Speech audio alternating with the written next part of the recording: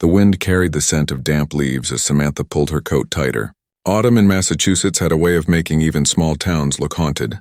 Amber skies, skeletal trees, and the echo of wind through empty streets. She wasn't planning to stop at the old Thatcher house yard sale. Nobody ever did. The locals whispered that the house was cursed, that the last owner, an old widow named Mrs. Thatcher, had died alone with dozens of dolls watching over her. But curiosity was Samantha's weakness. She parked beside the cracked driveway, stepping out to the sound of creaking wind chimes. The yard was full of forgotten things: broken furniture, dusty books, porcelain figurines, and dolls. So many dolls. Some were missing eyes. Others wore faded dresses that looked like they belonged to another century. An elderly man with cloudy eyes greeted her from behind a folding table. "Looking for something special?" he croaked. Samantha smiled politely. "Just browsing." Her gaze landed on a small wooden chest tucked beneath the table. It was carved with strange floral patterns, too intricate for something so old. She bent down, brushed off the dust, and found a tiny porcelain doll inside. Its dress was crimson silk, and its painted lips formed the faintest smile. But what made Samantha shiver wasn't the craftsmanship. It was the eyes. They looked real, like two tiny glass marbles that reflected light too vividly. "How much for this one?" she asked, holding up the doll. The man's expression faltered. "That one ain't for sale," he muttered, "but it was in the box." "Take anything else," he interrupted. "Not that?" Samantha frowned, then gently placed it back. She turned to leave, but something whispered behind her. "Let me out." She froze. The voice was faint, like a child's whisper muffled through wood. She looked around. Nobody. The old man was rearranging plates, humming off-key. Her heart thudded. It must have been her imagination. Still, she glanced back at the chest. The lid had shifted slightly open, just enough for the doll's glass eyes to catch her reflection. When she blinked, the lid was closed again. She paid for an old lamp instead, but before she left, the wind picked up and cold and sudden, scattering leaves and making the dolls' heads turn on their stands. She swore she heard it again, softer this time, right next to her ear. "Please, take me home." Samantha didn't remember consciously deciding to do it, but somehow the little chest ended up in her car. She told herself she'd return it later, once she'd calmed down. That night, rain tapped against her apartment window as she unpacked her purchases. The lamp flickered once before lighting up the room. She set the chest on her coffee table, half telling herself it was a silly prank. But when she opened it, the doll was gone. She gasped. Empty. Nothing but the faint smell of lavender. Then came the sound. Click, like tiny porcelain feet stepping on wood. It came from behind her. She turned slowly. The doll was standing upright on the floor near the bookshelf, staring at her. Her throat tightened. "What the hell?" The doll's head tilted slightly to the left, as if curious. Samantha stumbled back and grabbed her phone to take a picture, proof she wasn't losing her mind. But when the camera focused, the screen glitched, static lines, red distortion, and then, for just a second, a girl's face appeared over the doll's body. A little girl, pale, with black eyes and a mouth sewn shut. Samantha dropped the phone. When she looked again, the doll had moved closer. It was now standing right at the edge of her carpet, facing her. "Let me out," it whispered again. She screamed and ran for the door. But the knob wouldn't turn. Her phone buzzed with a new photo notification. Hands shaking, she opened it. It was a picture of her, taken from the couch. She hadn't taken it. At 3:14 a.m., the rain stopped. The power went out, and from the dark, a small voice hummed a lullaby, the same one Mrs. Thatcher used to sing to her dolls before she died. When the lights came back an hour later, the doll was sitting neatly on the coffee table again, its tiny porcelain hands clasped together, its smile wider than before. Samantha didn't sleep that night. Samantha hadn't slept in nearly 2 days. Every time she closed her eyes, she heard that faint whisper, soft, childish, and patient. "Let me out." The doll sat perfectly still on her coffee table, hands folded, head slightly tilted. It hadn't moved again, at least not while she was watching. But every morning it seemed to be in a slightly different place. Once she found it sitting on her kitchen counter, facing the window. Another time it was on her bed, its porcelain hands resting on her pillow. She told herself she was sleepwalking, moving it without remembering. That was easier to believe than the truth, that the doll was moving on its own. The next afternoon, Samantha decided to throw it away. She wrapped it in an old towel, stuffed it into a shoebox, and drove to the nearest dumpster behind her apartment complex. She didn't look back as she slammed the lid shut, but when she returned home, the smell of lavender filled the living room again. The same sickly sweet scent from the yard sale, and there it was. The doll sat right back on the table, clean, unwrapped, and smiling, her chest tightened. "No," she whispered. "No, no, no." She picked it up and hurled it against the wall. The porcelain cracked, a long hairline fracture running across its cheek. Samantha dropped to her knees, shaking, gasping for air. Then from inside the walls, she heard tapping, slow and deliberate. Tap, tap, tap, like tiny knuckles knocking from behind the plaster. That night, Samantha recorded everything. She set her phone on a tripod, aimed it at the coffee table, and hit record. If she was going crazy, she needed proof. The doll sat still for hours. Midnight passed, then 1 a.m., then 2 at 3:17 a.m. The lamp flickered. The doll's head turned in slow, mechanical, toward the camera. Its mouth opened just enough for a faint voice to slip through. "Why did you break me?" Samantha woke with a scream when the phone alarm buzzed at dawn. She'd fallen asleep on the couch. The camera was still rolling. Battery dead, but the red light blinking faintly. When she checked the footage, her blood ran cold. At first, the video was normal. But around 3:17 a.m., static appeared, followed by a face, and not the doll's, but a little girl's. Pale skin, black hollow eyes, a stitched mouth. The child's voice echoed from the speakers. "You promised to play." The rest of the video glitched into noise. Terrified, Samantha took the doll to her friend Evan, a collector of antiques who ran a small shop downtown. "This thing has to go," she said, slamming the box on his counter. Evan laughed until he saw the doll. Then his face turned pale. "Where did you get this?" "A yard sale." "Thatcher House," he swallowed. "You mean Eleanor Thatcher's place?" "Yeah, why?" He walked around the counter, lowering his voice. "That doll belonged to her daughter Lydia. She died in 1954, drowned in the lake behind the house. Mrs. Thatcher went mad afterward.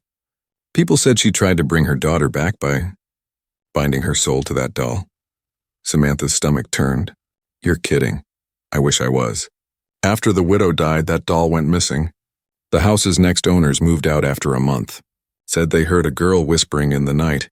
Evan rubbed the back of his neck. "You should destroy it, burn it. Bury the ashes in holy ground." Samantha nodded. But when she looked down at the doll, its cracked cheek seemed to twitch, like it was smiling wider. That evening, she built a small fire pit behind her apartment and dropped the doll in. The flames rose high, hissing and snapping. The porcelain turned black, the silk dress curling and melting. Then came the scream. It wasn't from Samantha. It was from inside the fire, high-pitched, desperate, like a little girl being burned alive. "Let me out," the voice cried. "You said you'd play." Samantha stumbled back, clutching her ears. She fell, hit the ground hard, and when she looked up, the fire was gone. Only cold ashes remained, and right in the middle, the doll sat untouched. No cracks, no burns, perfect as ever. Her eyes glowed faintly red in the darkness. That night, the whispers didn't stop. They grew louder, closer. Samantha heard laughter coming from her bedroom closet, footsteps on the wooden floorboards when she knew she was alone, and the soft humming of a lullaby, the same one from the video. She hid under the covers like a child, trembling. Then something brushed against her foot. She froze. Slowly, she pulled the blanket down. And there, at the end of the bed, the doll sat facing her. Its porcelain lips parted again. "You can't throw me away, Mommy," Samantha screamed. The lights flickered out, and in the darkness, the whisper came one last time, calm, quiet, and final. "Now it's your turn to stay inside the box." The next morning, Samantha's neighbor, an elderly woman named Mrs. Green, knocked on her door. Her eyes were wide, her voice trembling. "Did you hear it too?" she whispered. Samantha, pale and sleepless, frowned. "Hear what?" "The crying," Mrs. Green said. "Last night, a little girl crying through the walls." Samantha's hands went cold. "You heard that?" Mrs. Green nodded. I thought it was coming from your apartment. Samantha forced a shaky smile. Must have been the pipes, she said, trying to sound calm. But deep down she knew. It wasn't the pipes. It was Lydia. That evening, Samantha gathered her courage and searched the apartment. She checked the closets, the attic, the crawl space behind the kitchen. Nothing. Still the noises continued. Soft tapping. Little footsteps. Whispers too low to make sense. Finally, she turned to the wall behind her bed, the one that always seemed to echo the sounds. She pressed her ear against it. A faint voice came through. It's dark in here. Help me. Samantha stumbled back, heart hammering. The voice was a child's. Weak, sad, but familiar. She grabbed a hammer from her toolbox and started breaking through the drywall. The sound of shattering plaster filled the room. Dust clouded the air. Behind the wall, she found an old wooden compartment, sealed shut with nails and strange symbols carved into the wood, circles, triangles, and a shape that looked like an eye. Her hands shook as she pried the lid open. Inside was a small space barely big enough for a child to hide in.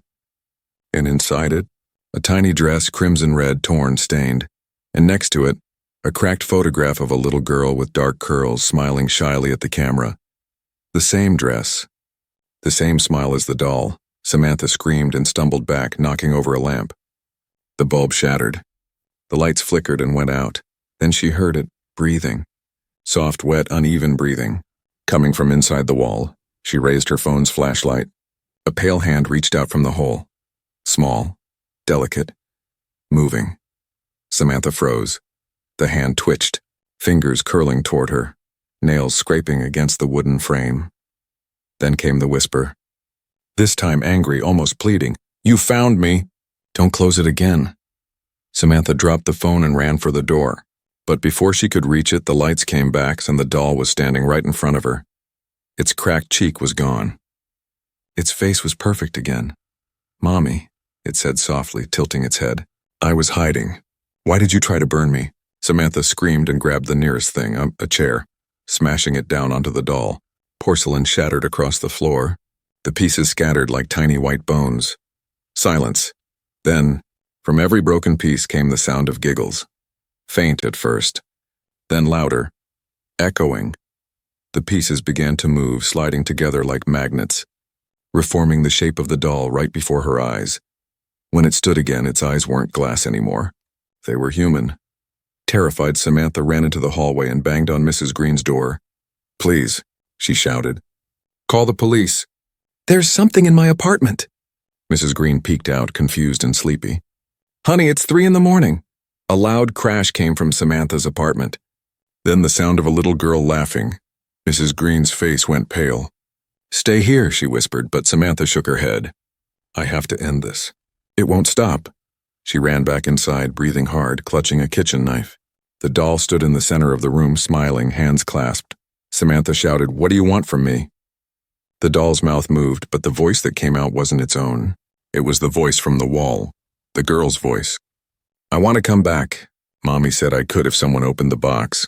Samantha's hands trembled. I'm not your mother.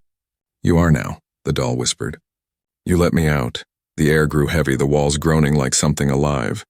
The temperature dropped. Frost spread across the floor. Samantha's breath fogged. Behind the doll, a shadow began to form, tall and human-shaped but headless. Mrs. Green screamed from the hallway. Get out, child. Get out before it takes you too. Samantha turned toward the door, but invisible hands grabbed her ankles. She fell hard, the knife skidding away. The doll crawled toward her, its limbs moving like a spider's. It climbed onto her chest, face inches from hers. You broke my home, it whispered. Now I'll live in yours. Then silence. The lights flickered once, twice. When they steadied, Samantha was gone. Only the doll remained, sitting calmly on the couch, smiling at the camera that was still recording from the night before. The next day, Mrs. Green reported a strange smell coming from Samantha's apartment.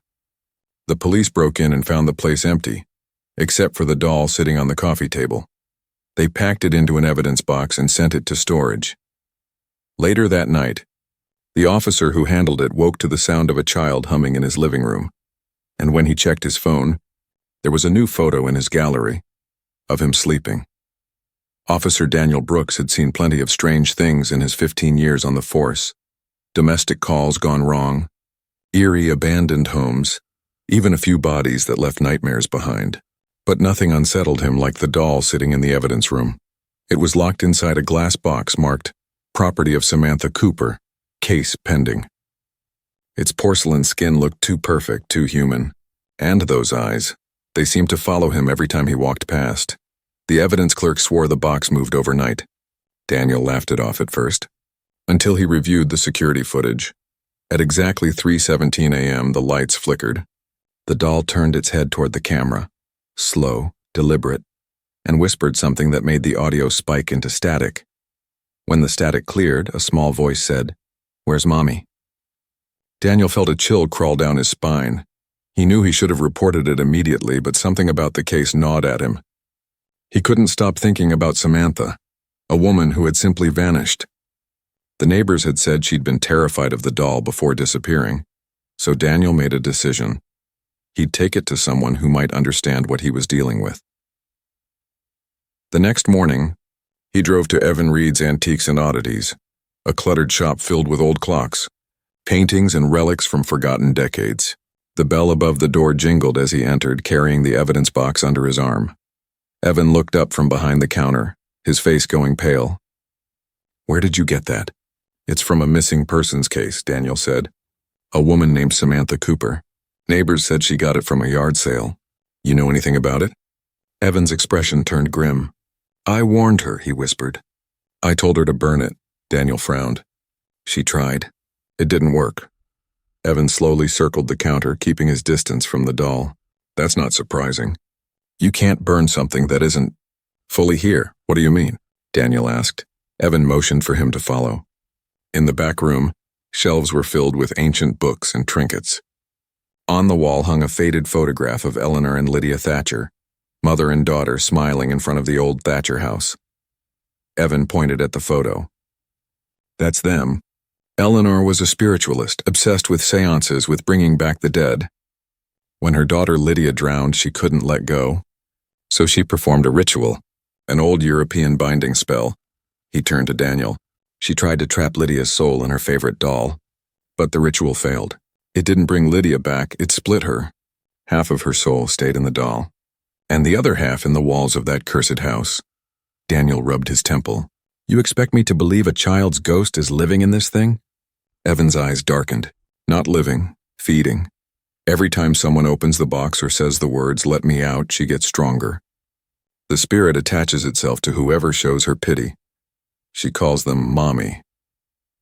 Daniel looked down at the doll inside the glass box. For a second, he thought he saw the reflection of a little girl standing behind him in the glass, eyes black, mouth sewn shut. He spun around, but the room was empty. "Evan," Daniel said quietly, "if this is real, how do I stop it?" Evan exhaled slowly. "You can't destroy her, but you can contain her, if you seal the spirit back where it came from." He rummaged through an old cabinet and handed Daniel a rusted music box, carved with the same symbols that had been found in Samantha's wall. "This was found in the Thatcher house decades ago," Evan said. "If the doll's inside when it plays, the spirit will go back to sleep. But it only works once. And if you fail..." He didn't finish the sentence. That night, Daniel placed the doll on his kitchen table. He set the music box beside it. The air felt heavy, still. Even the clock on the wall had stopped ticking. He unlocked the evidence glass. The lid creaked open. The doll's eyes turned toward him. "Are you my new daddy?" Daniel froze. "You're going back where you belong." He turned the crank on the music box. The haunting melody filled the room, soft, distant, like a lullaby underwater. The doll twitched. Its head jerked sideways. Then the lights flickered. The shadows on the walls began to move, stretching, twisting, forming the outline of a little girl.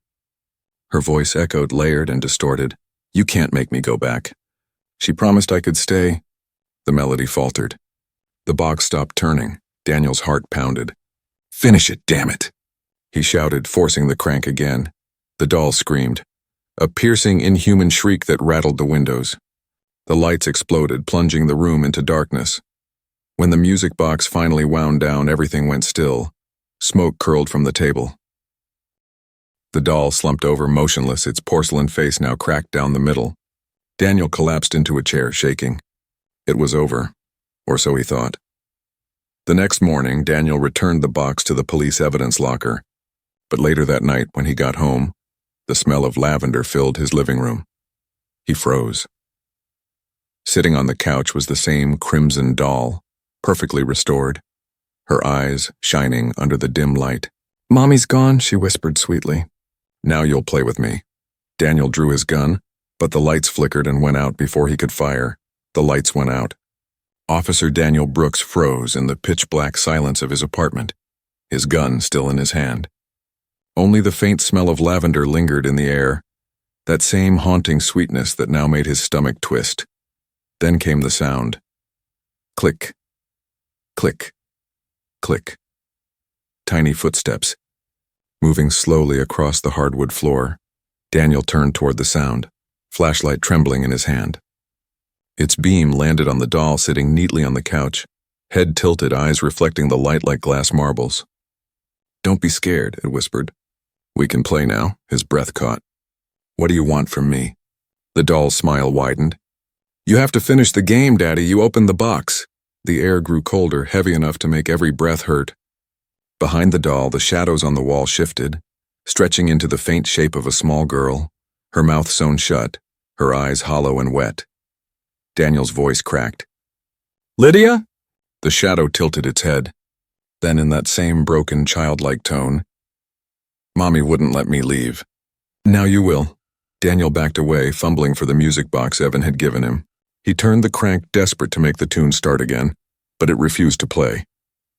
The gears were jammed, the doll giggled. "You broke it, Daddy, now I'm stuck." Her porcelain fingers twitched, bending with an unnatural crack. The doll stood up on its own, walking across the couch. Daniel fired once, and the bullet shattered a lamp, sparks flying, but the doll didn't stop.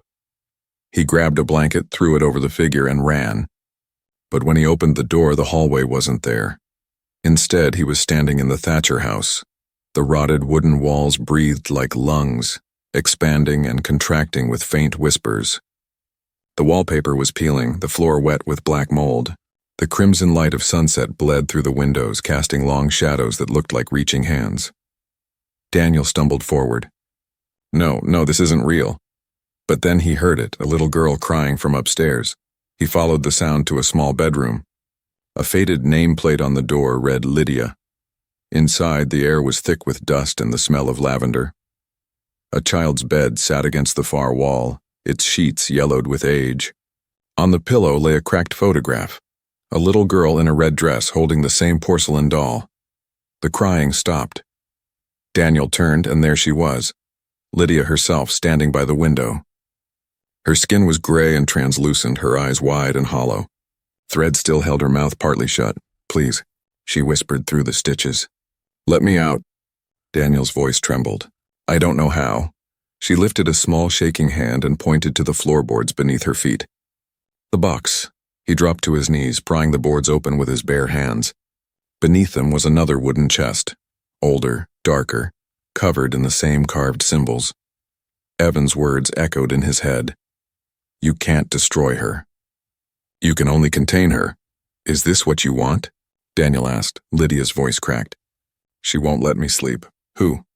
The window behind her shattered. A second figure appeared in the corner of the room, an old woman, frail and gray, wearing a black morning gown. Her hollow eyes burned with a faint orange glow. Eleanor Thatcher, the spirit of the mother. "You can't take her from me," the ghost hissed. "She's all I have left." The walls began to bleed black liquid, the ceiling groaning. Lydia screamed, clutching her head. Daniel grabbed the doll from the floor, now twitching violently, and forced it into the wooden box. The spirit shrieked, the sound like breaking glass. He held the lid down with all his strength as the old woman lunged toward him. Her skeletal hands clawed at his face. "Let her go," Daniel shouted. "She's not yours anymore." The box pulsed with red light. He turned the crank of the broken music box with shaking hands, forcing it until it caught. The melody began, faint but real. Lydia's ghost looked up, tears in her eyes. "Thank you," the old woman screamed as the light from the box swallowed them both. The room exploded in a gust of wind and dust, then Silence. When Daniel opened his eyes, he was back in his apartment. The lights were on. The doll was gone. Only the music box sat on the table, its tune slowing to a stop. He laughed weakly, half crying. It was over. It had to be. But then his phone buzzed on the counter. A new message. Unknown number. You found me, Daddy. His breath hitched. The sound of a child's laugh echoed faintly from the phone speaker. The lavender scent filled the room once more. Daniel turned slowly toward the reflection in the mirror. Behind him stood a small girl in a red dress, smiling. You promised to play forever. The lights flickered and the screen of his phone went black. Epilogue. A month later, Evan Reed received an anonymous package at his antique shop. Inside was the old music box, still warm to the touch. When he opened it, the melody began to play on its own. And faintly, almost too soft to hear, a little girl's voice whispered, "Where's Daddy?" The lights in the shop flickered, and behind the counter the crimson doll appeared, perfectly clean, perfectly still, waiting for the next person to let her out.